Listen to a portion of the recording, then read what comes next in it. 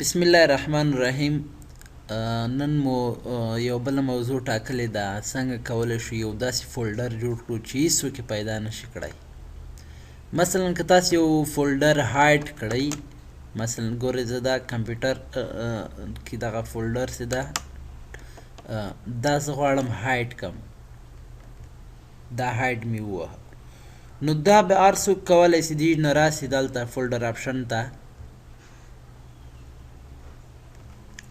دا د ویو له لارې بیرته دا چې کېږي ښکاره کړي، دا ووایي څنګه کولی شو داسې فولډر جوړ کړو چې له دې ژبې کې هم دغه هایډ سوي فولډر هم ښکاره کړي، نو هغه ورته هغه فولډر ورته ښکاره نه شي، یعنې هېڅ بغیر له تا نه بل څوک هغه فولډر معلوم نه کړي، یعنې دا فولډر کوم چې کې دا سرقم فولډر. ښه راځو شروع پې کوو. تاسې به یو نوی فولډر جوړ کړئ، نیو فولډر.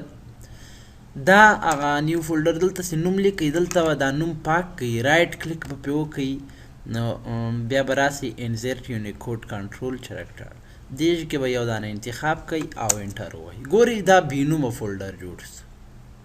یو طریقه خو همدا جوړه کړل، زده کړله څنګه کولی شو بې نومه فولډر جوړ کړو. اوس راسئ دې پراپرټیز ته، کسټمایز ته، نو دې آیکن چې کوي تغییر کوي، آیکن یې تغییر کوي، یعنې خالي آیکن ورته انتخاب کوي، خالي آیکن.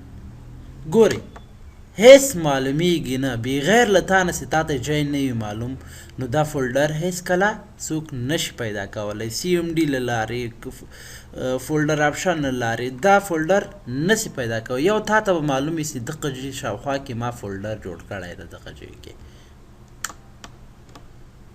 دغه ځای کې ما فولډر جوړ کړی دی، نو دا به خلاص کړي. ښه، په دې هیله چې ویډیو مو خوښه شوې وي، د نورو ویډیوګانو لپاره زموږ چینل حتما سبسکرایب کړئ او ورسره د بیل آیکن هم کښېکاږئ تر څو له نوې ویډیو نه خبر شئ.